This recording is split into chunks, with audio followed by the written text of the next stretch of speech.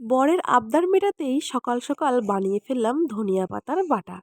আর এই বাটার জন্যই নিয়ে নিয়েছি কাঁচা লঙ্কা, ধনিয়া পাতা আর রসুন। আর এই দিকটাতে দেখো বন্ধুরা, আমি কড়াইটাও কিন্তু চাপিয়ে দিয়েছি গ্যাসে, একটু গরম হোক। আর এদিকটা এটাও কিন্তু পেস্ট করে ফেলি। আর এটা পেস্ট করতে করতে এদিকটাতে কড়াইটা কিন্তু গরমও হয়ে গেছে।